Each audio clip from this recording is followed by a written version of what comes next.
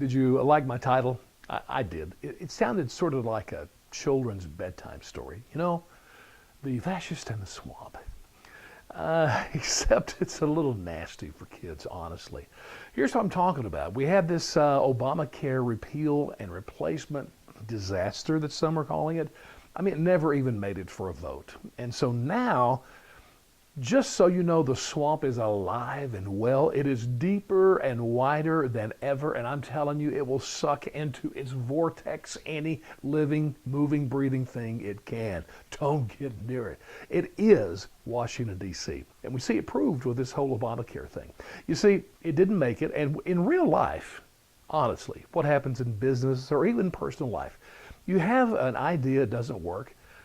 Do you just go nuts forever over that? Well, of course not. You come up with another idea, try it again. That's not the swamp. Here's how the swamp works. So the Obamacare thing didn't happen this time. And man, the press is just giddy. I mean, they're going crazy. Democrats are doing backflips. It's the greatest thing ever. And so now they can't stop talking about it 24 hours a day. I mean, this will be there probably at the next election. And now we moved into the next stage of that, which is blame game, which the swamp loves. So, you know, should Paul Ryan resign his speakership? Should Trump say, "You're fired," to a whole bunch of people on his staff? I mean, heads should roll, right? Because this is like the greatest disaster in the history of the world. Well, it's not, but that's the way the swamp works. And you know what's next? The investigation, congressional hearings. And you say, wait a minute, I didn't know anybody did anything wrong or no crime was committed. You don't understand the swamp. Anytime they can, they move into this investigative mode, set up congressional hearings, and they'll 24 hours a day meet, and the press will cover it. Maybe after 10, 12 months, they'll find somebody they can hang and get them to resign. Woo! The swamp and its victories. It's crazy, okay? It's just crazy. And I hope Trump, he ran about draining the swamp, and it was one of the things that drew me to him. I still hope he will do that. This certainly has to be a learning experience for him. But a second thing we've learned about this, and I say this to liberals, I really was sickened throughout the campaign and even after the campaign, all these protests where the left calls Trump a fascist.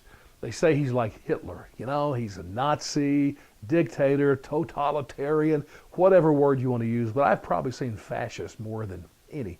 Well, guess what? If there's ever proof that he is not that nor anywhere close, it's the Obamacare mess and failure. You see, in our country, we have this thing called the Constitution, ratified back in 1789. It sets up not just separation of powers, but a balance of powers. And so no leader can do anything unless the other two branches, in this case, Congress and the courts, if they just let it happen. Well, obviously, this one was Congress saying on the whole idea.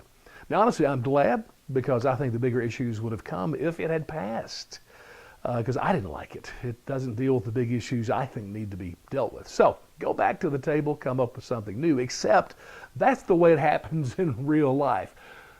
We, my friends, are witnessing the swamp in action. So let's just hope it can get drained, and then maybe we can see people get better paying jobs and have more jobs and a better economy.